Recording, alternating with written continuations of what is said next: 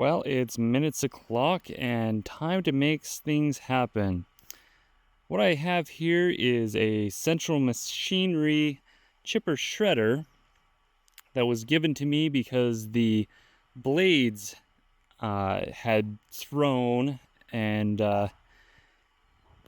it damaged the machine. I've already taken the motor off. Let's see if we can get in here. You can kind of see I've been working on some things.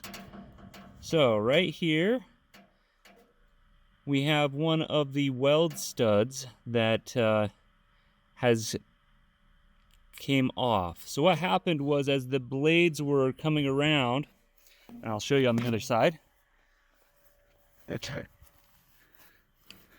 Let's get that focused. All right.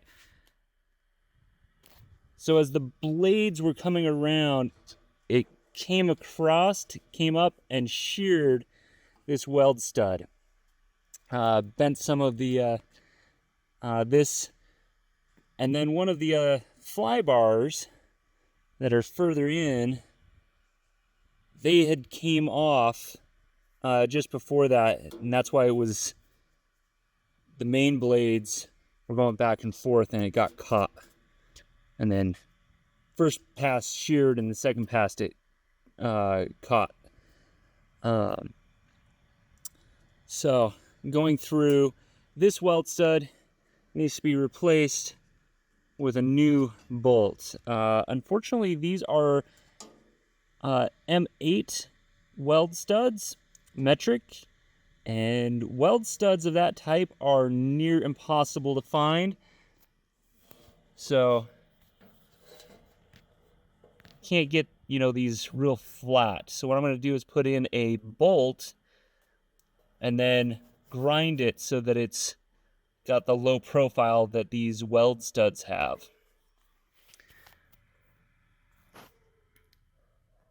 Well, that's the plan for the moment. I've just finished grinding the backside of this, so I should be able to knock that stud right out. All right, so there's the weld stud that has been ground out. And now we're ready to put in the M813 bolt to create a new weld stud for this location. I need to do a little bit of cleanup, get rid of all of the paint so that I have a clean surface to weld on. But that's all otherwise prepped. All right, hopefully this is easier to see. It pulled over to the shade. But there we go. I've cleaned up the paint from the area where I'll be adding the weld tacks to replace the stud. I cleaned that up with a wire brush on a drill. So this is what I used on the end of my drill to be able to strip off the paint. This is probably some kind of powder coating that's on here. I won't be able to powder coat this again because it's too big and I don't have that kind of an oven. But we'll put a hard acrylic or enamel paint after we get everything welded up. When you're trying to take and ensure that something doesn't have zinc on it, and then you forget it for 2 weeks, you get a nasty mess of iron oxide. Yikes. Well, despite the mess, these turned out good. I mean, there's still a little bit of coating on there, but I don't see any significant damage to the threads or anything. So just the coating seems to have been removed. So these are good and ready to be prepped and dried and then welded into place.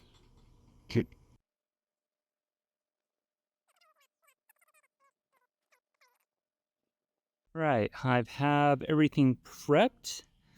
I've got the bolt that I'm using to replace the weld stud in place and as close as I can to what should be flush. So now it's just welding the bolt in, and hopefully I'll grind down some of the thickness here so that it's a little bit more flush. But that's about it to make the full repair. Well, grind and paint makes me the welder I ain't. It's not the prettiest thing. I didn't have the settings quite right, especially at the beginning where I started at the bottom. Looks better at the top, but well, now I need to grind things down and get things painted. All right, ground down. Not totally confident with the weld on the bottom, but I think it's probably good enough. But it should be flat enough compared to one of these original weld studs. Maybe a little bit too flat, but that should be fine. All right, well, that part of the rebuild is done. On to the next section, which will be replacing the wheels and remounting everything back into place. And then we'll have to figure out the fly cutters, how we're going to deal with those. Oh, and paint. I've got to paint this section here. That's what we got to do too. All right, I got asked to show this briefly since I'm changing out the wheels. Need to remove the cotter pin. All it is bending down these two legs of the cotter pin.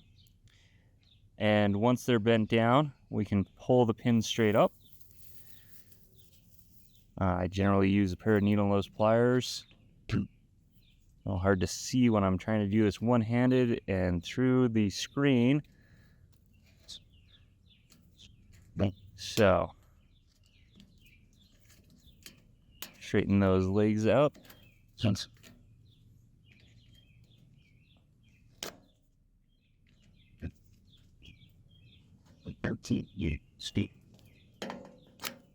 And that's all there is to it. And now I'll put new wheels on.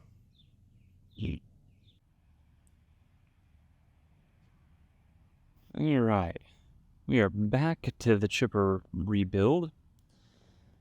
Got the wheels on, mostly repainted. This project sat around for nearly 2 years and didn't protect things, so now I've got flash rusting here. Got to start working through all of the pieces to see if we can get everything reinstalled. So let's get working on that.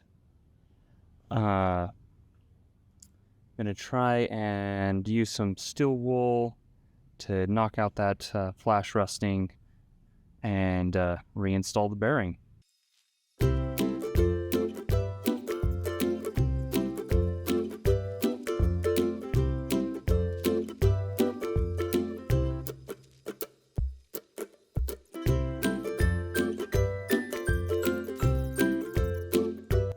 The oil,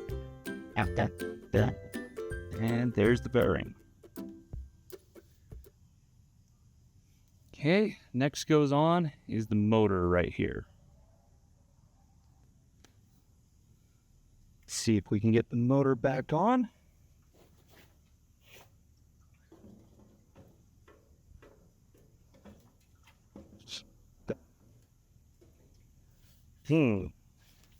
That's not sliding on.